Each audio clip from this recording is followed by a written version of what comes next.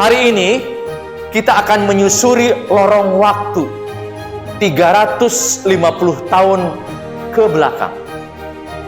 Saya ingin kalian nanti berandai-andai dan menganalisis apa yang terjadi seandainya kisah sekitar 350 tahun yang lalu tentang dua pulau ini tidak terjadi, yaitu tentang Traktat Breda 1667, perjanjian antara Inggris dan Belanda yang menukar Pulau Run di Kepulauan Banda yang tadinya milik Inggris ditukar dengan Pulau Manhattan yang ada di muara Sungai Hudson yang kemudian menjadi New York.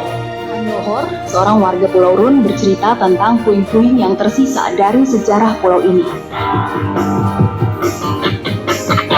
Di Birung sini ada dua tempat pengasapan pala.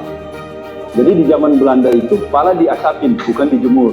Jadi ada dua tempat pengasapan pala, yang satu namanya Eldorado, yang satu namanya Arkadi. Kedua nama ini mungkin lebih terdengar berasal dari bahasa Spanyol atau bahasa Portugis. Jalan Eldorado yang menghubungkan pemukiman di desa dengan area perkebunan pala yang berada di atas bukit.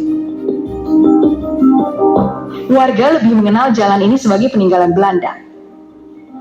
Karena Pulau Run pernah juga dikuasai Belanda lewat sebuah pertarungan sengit dan pertumpahan darah yang terjadi di Kepulauan Rempah. Pertikaian itu bermula ketika komandan kapal ekspedisi Inggris Nathaniel Courthope menginjakan kaki di Pulau Run pada 1616. Ia bertekad menguasai Pulau Run yang kala itu belum dikuasai Belanda. Inggris berhasil mengambil hati para kepala suku di Pulau Run dan membuat mereka mengeluarkan pernyataan yang dianggap sebagai penyerahan resmi pulau ini kepada Inggris.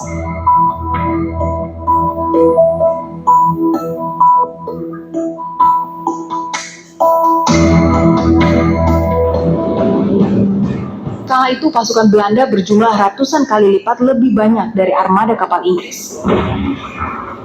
Saat kondisi makin kritis, satu kapal Inggris diserang Belanda.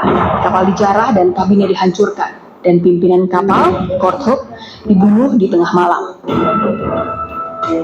Belanda lantas memaksa warga Pulau Run membuang persenjataan dan meruntuhkan benteng Inggris.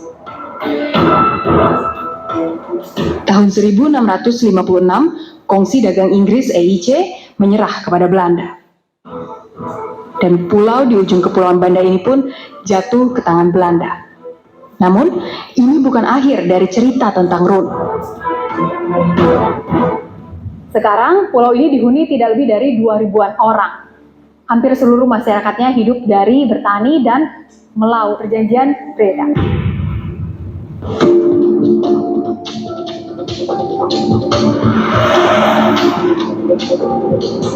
Di Belanda, saya mencari perjanjian itu. Sebuah perjanjian yang menjadi bukti peristiwa bersejarah yang menentukan nasib Pulau Run.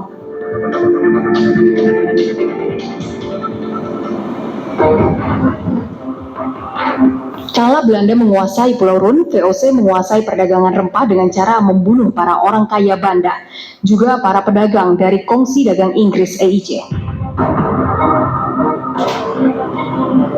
Aksi brutal Belanda ini memicu Inggris untuk merebut benteng Amsterdam di koloni Belanda, New Amsterdam.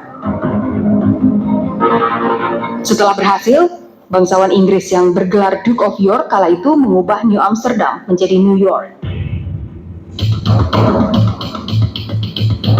Belanda memprotes aksi tersebut.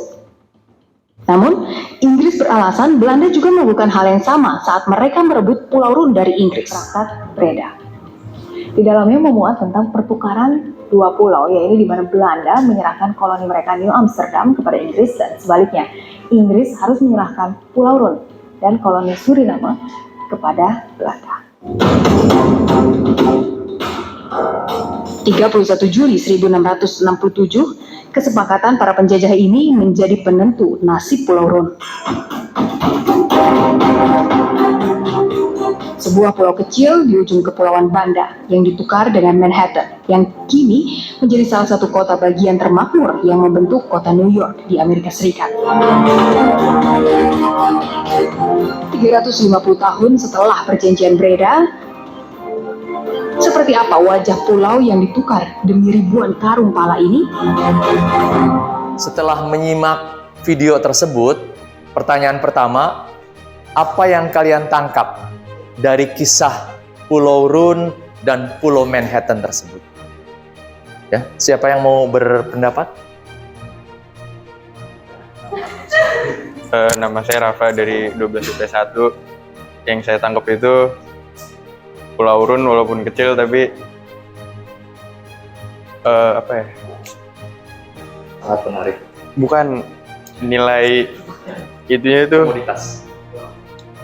pokoknya nilai pulau itu jauh lebih tinggi daripada Manhattan yang gede, soalnya Manhattan tuh ya nggak berharga aja Kenapa Pulau Run lebih diminati oleh orang-orang Eropa? karena banyak pala. Pala ya. Iya, Apalagi yang kamu tangkap dari video barusan? udah sih itu ya Pak. Itu aja. Oke, terima kasih ya.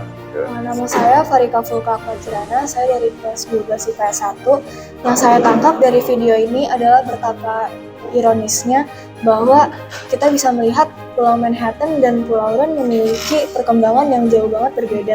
Padahal di zaman dahulu Pulau Run memiliki nilai yang lebih besar daripada Pulau Manhattan di mata para penjajah ya. Karena seperti yang kita tahu Pulau Run itu memiliki banyak rempah-rempah, sedangkan Manhattan tidak memiliki rempah-rempah tersebut, sehingga menurut saya ironis bahwa Pulau Run memiliki perkembangan yang kurang dibandingkan dengan Pulau Manhattan. Oke, terima kasih. Yang kedua, seandainya tidak terjadi Traktat Breda, penukaran Pulau Run milik Inggris dengan Pulau Manhattan milik Belanda 1667, apa yang terjadi sekarang kira-kira? Silakan. Kalau menurut saya itu nggak bakal ada terjadi kayak perumahan gitu, bakalan tetap jadi pepohonan, kehutanan gitu, dan nggak ada bakal banyak populasi manusia. Di mana itu? Di Pulau Run apa di Manhattan? Di Pulau Run. Di Pulau Run. Kalau Manhattan-nya sendiri apa yang terjadi? Kalau di Manhattan sendiri juga bakal kayak hutan-hutan juga. Oh, masih berupa hutan belantara ya? Iya. Tidak seperti saat ini? Iya. Oke, makasih Bella. Ya pasti. Saya Zaza Putri Nadia dari 12 IPS 1. Menurut saya kalau misalnya kejadian itu tidak terjadi, Pulau Run dijajah Inggrisnya akan lebih memaksimalkan potensinya sehingga akan lebih maju dari Pulau Manhattan sekarang. Manhattan-nya sendiri bagaimana? Kalau Manhattan sendiri kalau tidak ditukar itu akan tetap menjadi hutan walaupun akan maju, tidak akan menunjukkan kemajuan yang signifikan atau jauh gitu. Oke, terima kasih. Kalian sudah memberikan analisis beragam perspektif. Saya ingin mengekstrak aja, terutama berandai-andai ya. Seandainya Traktat Breda tidak terjadi, yaitu penukaran Pulau Run milik Inggris dengan Pulau Manhattan milik Belanda. Apa yang terjadi sekarang? Yang jelas, kemungkinan ya, Manhattan milik Belanda bisa jadi menjadi wilayah NKRI. Karena dulu saat proklamasi kita mengumandangkan bahwa wilayah NKRI adalah seluruh wilayah jajahan Hindia Belanda. Kemungkinannya Manhattan bisa menjadi bagian dari wilayah Indonesia. Dan kemungkinan juga kondisi Manhattan tidak jauh berbeda dengan kondisi Manhattan 350 tahun yang lalu, masih berupa rawa-rawa dan hutan belantara. Pulau Run bisa jadi menjadi wilayah yang sangat maju, menjadi pusat perdagangan seperti halnya Singapura yang juga bekas jajahan Inggris. Nah, ini saya ingin menunjukkan bahwa ada momen-momen tertentu dalam sejarah dunia yang sangat menentukan masa kini dan masa mendatang. Kalau kalian mundur ke belakang, kita mundur ke lorong masa lalu 1600-an, abad ke-17, dunia itu dibagi-bagi, dikafling-kafling oleh negara-negara Eropa. Yang pertama kali muncul sebagai adik kuasa dunia pada awal abad 17 siapa? Ada yang tahu nggak? Dua negara Eropa. Bukan, Belanda itu gelombang kedua. Bukan, Prancis gelombang ketiga bahkan. Inggris gelombang kedua. Apalagi Jerman. Spanyol dan Portugis itu negara Eropa pertama yang mengkafling-kafling dunia. Di mana ada Spanyol, di situ ada Portugis, dibagi dua tuh. Entah itu di Asia, termasuk di Latin Amerika. Ya, misalnya di Latin Amerika itu Argentina milik Spanyol, ya kan? Brazil, Portugis, terus dikafling-kafling. Termasuk di wilayah Asia Tenggara. Mudah-mudahan ini menjadi bekal ketika kita masuk ke materi bagaimana pertumbuhan sebuah kota atau sebuah wilayah.